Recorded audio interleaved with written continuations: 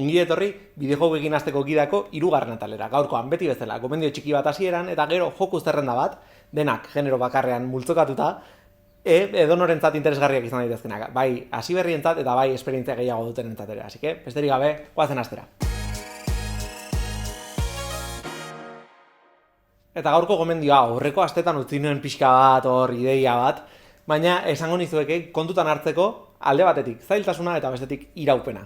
Zergatik? Bueno, zailtasunarena argi dago, zuen lehendabiziko jokua oso zaila baldin bada frustrazioak bakarrik emango dizkizuete. Así que ez, naizta marabila bat izan eta naizta munduko joko honena izan, ez jolastu Elden Ring lehenengo joko bezala. Zer oso zaila da eta frustratu ingoztate, eta ni frustratzen naiz eta urte asko daramatzat jolasten, así que nioke desiatuko hori bideojokoekin hasi nahi du norbait izazkenean irutuko zaio jokoak oso zaila direla eta oso frustranteak direla, eta besterik gabe ez dute ondo aukeratu ze nundik hasi jolasten. Eta, bueno, pena bat litzateke mundu erraldoi bat galtzea hasierako esperientzia hori ez delako guztiz irisgarria izan.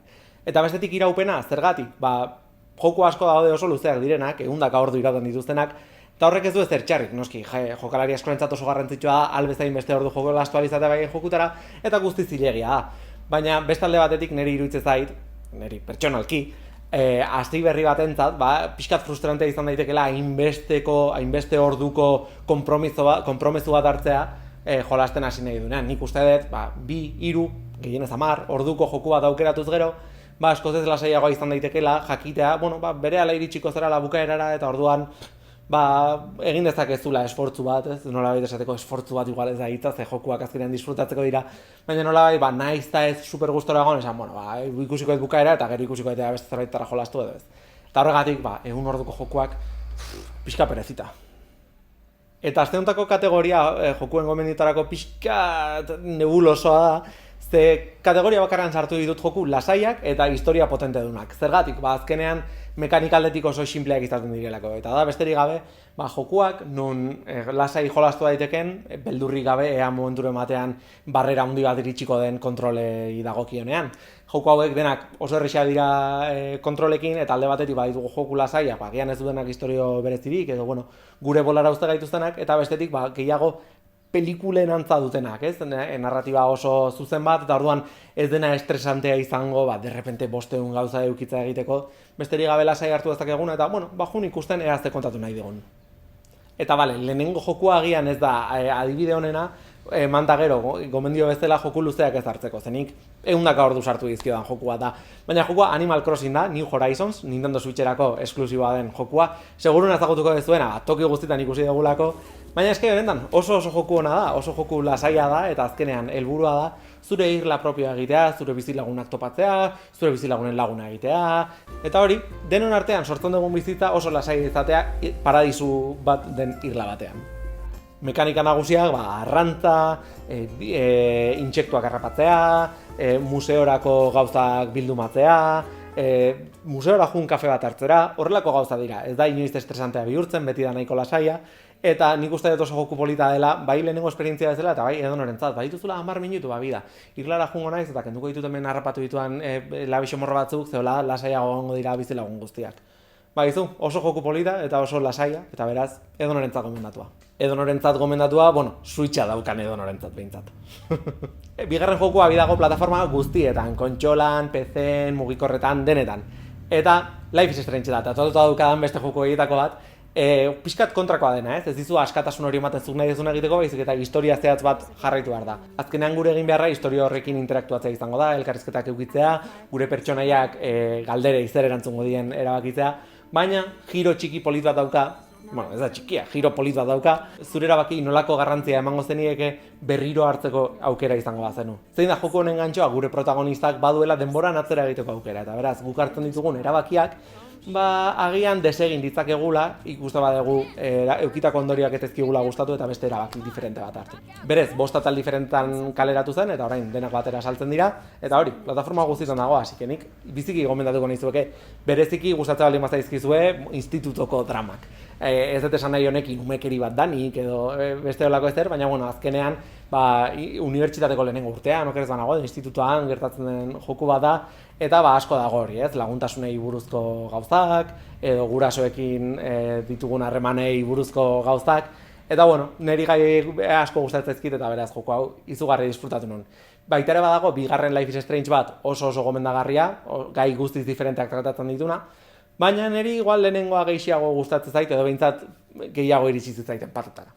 Zerrendontako hirugarren jokua hainbat plataformetan eskuratu dezakezu, badago bai ordenagailutan, bai Switchean, baina nik mugikorrerako gomendatuko nizueke. Florence deitzen da eta izen berdina duen neska bati buruzko jokua da.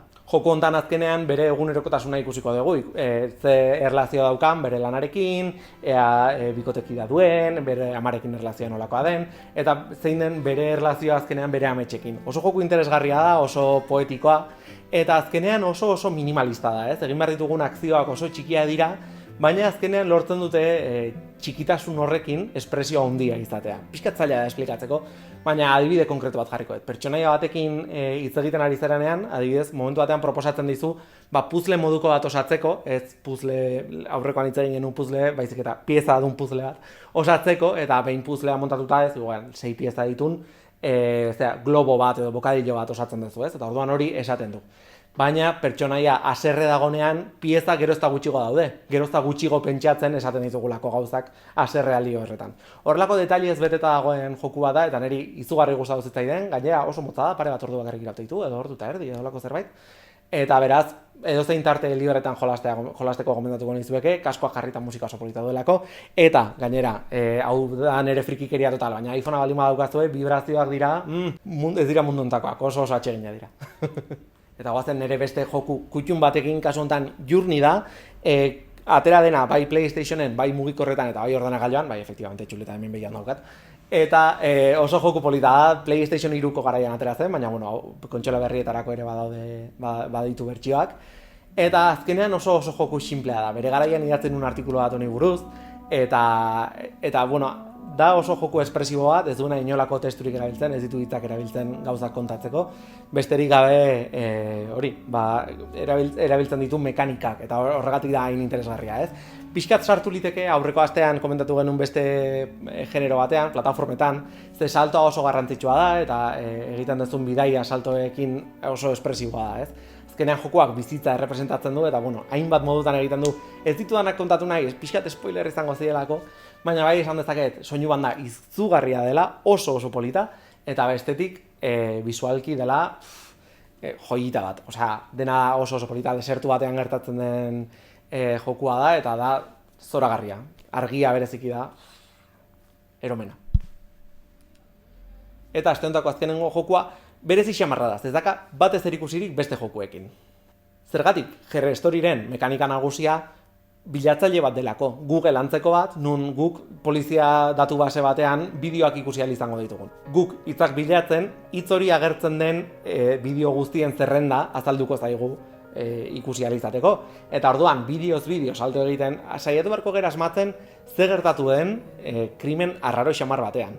Eta azkenean, bideoz juten eta entzuten ditugun pista berriak lotzen bata bestearekin, jungo gera ikusten bideo geroz eta garrantzitsuago, geroz eta mami gehiagorekin. Jokua oso berezia da, zentzu pila batetan, ze adibidez ez dago inoiz bukaera oso argi bat. Besterik gabe jokuak momenturen batean erabakitzen du, honek ja nahiko informazio ikusi du, eta ez dio galdetzen, ze gertatu den, besterik gabe esaten du, badauka nahiko informazio, eta beraz, bukatu zate eman dezake. Baina oso berezia da, ze hori, ez dago tutorialik, ez dago nivelik, ez dago dena esperientzia oso bat, dena berezia, bakarra, eta nik esango nukena oso divertigarria eta oso kuriosoa batez ere, ez? Eta horregatik, ez dagoenez inolako mekanikarik, ez dagoenez inolako zailtasunik teknikoki, nolabait esateko, edo nori gomendatuko nioken jokua da. Hori bai, eduki prest, kuaderno bat eta boligrafo bat, zebarrak hartzea oso garrantzitsua izango da. Her-Story, bai ordenagailutan eta bai mugikorretan dago eskuragarri, eta oso esperientzia polita eta berezia da, así que nik gomendatuko nizueke jolasteko. Eta honekin bukatzen da aste hontako bideojokuekin hasteko gida, izenburuarekin oraindik nago ohituta, ez dakit beste izen bat jarri behar nion, baina ja berandu egida orain izenburua aldatzeko. Así que espero dut gustatu izana, bai gomendioa eta bai joku zerrenda, eta arpidetu eta eman like, datorren astean beste bideo bat egongo delako, beste joku genero batekin, eta beste gomendio txiki batekin. Nik uste dut interesgarria irutuko zaizuela, espero dut behintzat ez gaurkoa bezain polemikoa izatea. Eta beraz, eskerrik asko, eta hurrengora arte. Agur!